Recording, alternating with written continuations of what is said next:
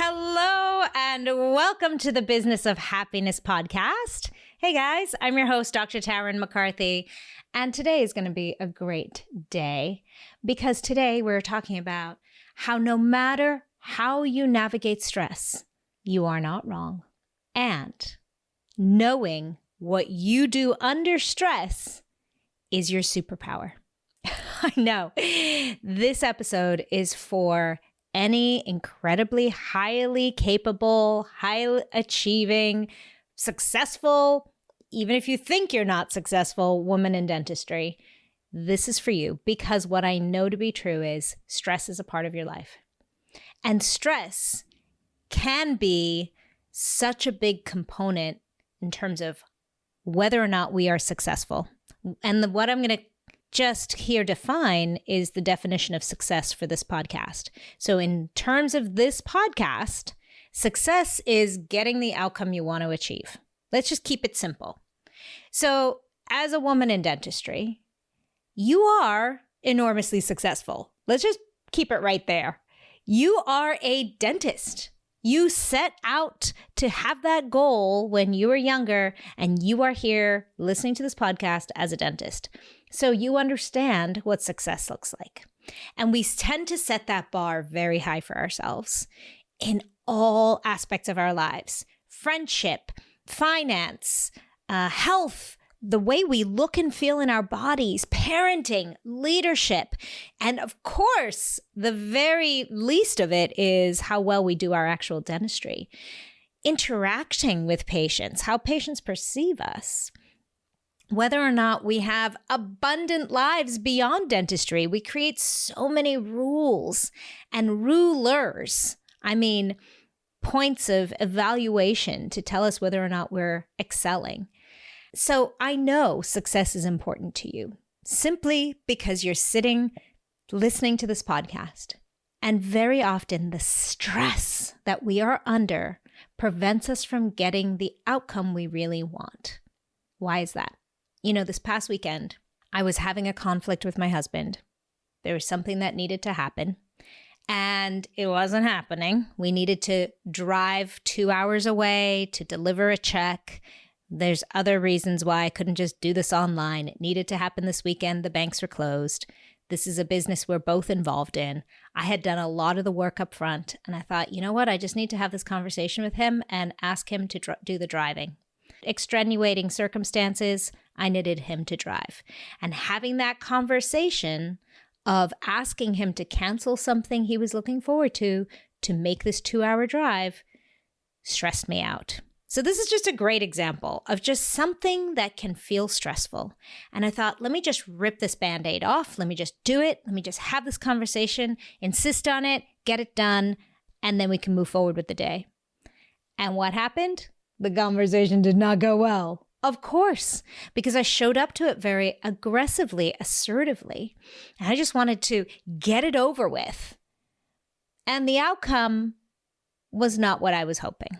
If I was honest with myself, the outcome would have been we would have had a loving conversation. We would have been able to sit and, maybe even love and care for each other through this conversation, God forbid. But of course, it became aggressive, it became threatening, and I left it feeling really icky. It reminded me of many times in practice when I was early on in my career needing to have confrontational conversations. And I thought, let me just get this over with. Let me just sit down, have this conversation, get it beyond me, and then I can move on. What I found in my many years of coaching and dentistry is that there are two major responses to stress that we tend to fall into, one of two categories, and that is avoidance or assertiveness. Think back to a moment where you had something stressful that you needed to do or take action on, and what did you do? Either you avoided it. So what would avoidant behavior look like? Things like procrastination or distraction, scrolling. You don't get it done. You don't get it started. You wait until you feel ready. Does that language sound familiar to anybody listening out there? When I'm ready, I'll do it. I thrive when I'm under pressure, so let me put it off until the last minute. Any of those, if you've heard yourself say any of those, then one of your responses to stress might be avoidance. And it could be that in certain areas of your life you avoid, but in others areas of your life you're more assertive. So what does an assertive response to stress look like?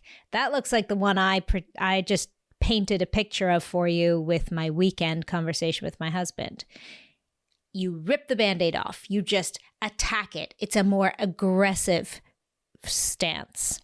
So things like, I just want to make a decision and move on. Let me just check off that box. I just want to get through it. That kind of language in your own head.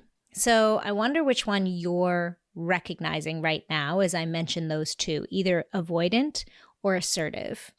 Which one do you fall into? Maybe you're more avoidant at the office or with patient care, but you're more assertive when you're home. Or maybe you're more assertive in the practice and you just want to get through the day and check things off.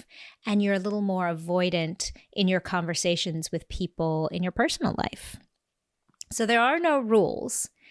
And here's what I want you to know in this podcast episode is neither one is wrong. However, neither one will get you the outcome you really want. The power here is recognizing when you are in either avoidant or assertive behavior and letting that be the indicator light that you are stressed out. Bear with me. It doesn't matter. You are not right or wrong. You are not better at handling stress if you're more avoidant or more assertive. Just because you are more avoidant with something and you hold back and you don't take action on things, even though you know you should or you want to, and you look over and you see someone else really taking massive action, going straight forward, kind of plowing through the fear, does not mean that she's necessarily getting the outcome she wants. There is no right or wrong way, but recognizing the way that you do it is simply an indicator of stress. That is the superpower. So understanding and knowing yourself is really, really important in leadership and in success. And once again, success here, I'm not calling it financial success. I'm calling it simply getting the outcome you desire. So whatever that is, and maybe the outcome you desire is more money, but maybe the outcome you desire is just more relaxation. Imagine that. Imagine the outcome is more relaxation. And you are in an avoidant pattern because that feels stressful to you. By the way, relaxing can feel stressful. That is a very common feeling in women dentists. And the reason why, the little side note here, is because we don't practice relaxation. We practice working and doing and hyperfunctioning. So relaxation feels uncomfortable. It feels wildly uncomfortable. No wonder. So can you feel stressed about the idea of relaxing? Absolutely. And now notice, are you avoiding it? Are you avoiding taking time to relax? Are you avoiding taking time every day to relax? Are you avoiding taking time to schedule that vacation? It's the behavior pattern that's the most interesting and most important part. Because when you recognize that behavior of avoidance, you get to say, oh my gosh, there's something I'm afraid of here. There's something I'm stressed out about. There's some fear underlying. So let's just label stress in this episode as fear. In this particular context, I'm talking about stress as worry or fear, anxiety. And that can show up in either avoidant behavior or assertive behavior. Think about maybe if you're not an assertive person, can you think of somebody who is, who just does something very quickly, does something very aggressively? Maybe you've been told you're very blunt or very direct. That's the kind of feedback I used to get years and years ago is people would say she's very direct. Or my kids would say to me, Mom, why are you so angry? And I didn't feel angry. I just felt like I was just checking off a box to get things done. But what was underneath that was stress, a fear or a worry or an anxiety. So remember, it doesn't matter. There's no judgment. We get to just know that about ourselves and then use it as an indicator light. And when I say indicator light, I'm referring to like one on your dashboard. You know, when your dashboard in your car says time for an oil change? We don't judge ourselves in that moment and say, oh my gosh, I can't believe I need another oil change. What's wrong with me? I can't believe this car needs No, it's just time for an oil change. The same is true if you imagine your behavior as either assertive or avoidant and use that simply as an indicator light. Can you drop the judgment and say, hold on a second, I'm doing that procrastination thing again. Let me step back for a moment and ask myself, what am I worried about? What is the fear that's underlying this situation? Or I'm doing that thing again where I'm just pushing through the day. I'm just rushing through the next thing. I'm just checking things off, checking boxes off lists and not being cautious and taking my time. What am I worried about? Where's the stress? What is the fear? Using it just simply as an indicator light. And often the people around us will help us reflect that, will help reflect, oh, you know what? She's stressed out today. And then once you've identified either the avoidance or the assertiveness, your superpower is to simply stop. That's it. Interrupt the behavior. Interrupt it altogether. I noticed I'm just going for this. I'm just aggressively doing this. Or I noticed I'm scrolling, looking for something to do, or suddenly the laundry seemed more important than actually having a conversation. Pause. What am I avoiding? What am I rushing into? And what do I need to know about this? This is one of our greatest strengths, is being able to have that introspective questioning. What is happening for me?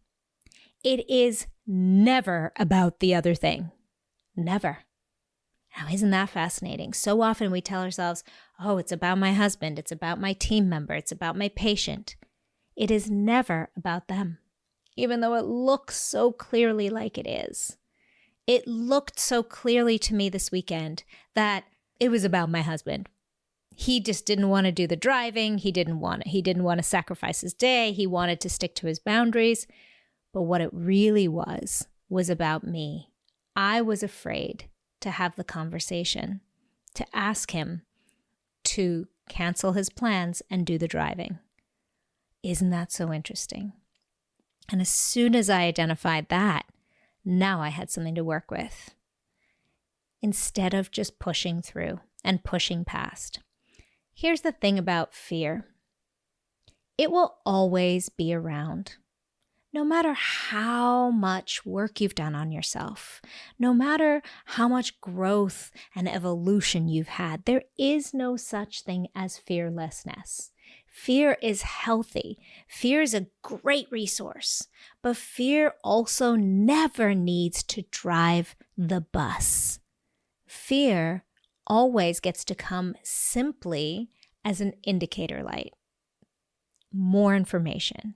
This is a moment you get to learn more, but it doesn't have to be the leading driver of your life. And very often we blame other people outside of ourselves for the results we get.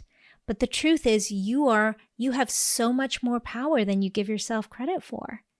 And being able to recognize your behavior patterns under stress is a huge superpower. Hello, incredible woman dental business owner. If you have been craving more freedom, more joy, and more ease, then this interruption in your podcast episode is meant for you. And so is the Empowered Owner Retreat happening this November 13 through 16 at the stunning Diplomat Resort in Hollywood, Florida. This isn't just another conference, it's an intimate transformational experience where we step away from the demands of your practice and the stresses of home and finally breathe, reset, and more importantly, reimagine what's possible.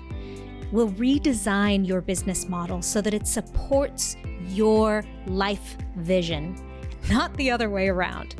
You'll walk away with practical, tactical tools to reclaim your time, to lead your team with confidence, and be done with all the staffing drama and stress, to build a business that gives you more space and time, more peace, without having to hustle harder. It's an exclusive small group retreat and the spaces are almost gone.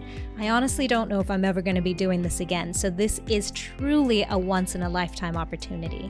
So if this speaks to you, schedule a time to chat with me. It's invite only, but I'd love to meet you and see if this is something that can serve you in your life and your business. So click on the link in the show notes or visit www.thebizofhappiness.com to learn more. Your time is now. So I invite you to take a moment right now. Where are you experiencing avoidance in your life? What are you avoiding taking action on? Maybe it's having a difficult conversation, or maybe it's taking action like giving your notice, or starting a new job, or starting a new dental practice, or taking time off, or changing your schedule. Maybe there's something that you know would enhance your experience of life, would allow you to thrive more, and you've just been waiting to feel ready, waiting to feel like doing it, waiting to find confidence. And everything else seems to be taking priority.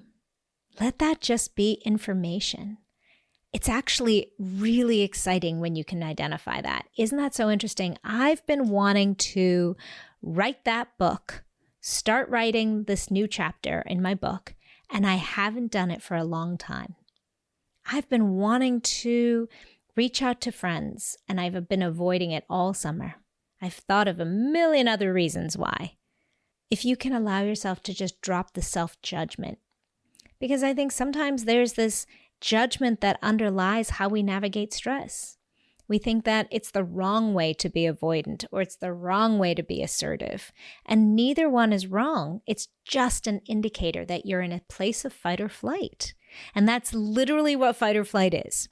Flight being the avoidance, flight being the procrastination, flight being the finding distraction, and fight being the more assertive behavior. It's literally in the definition.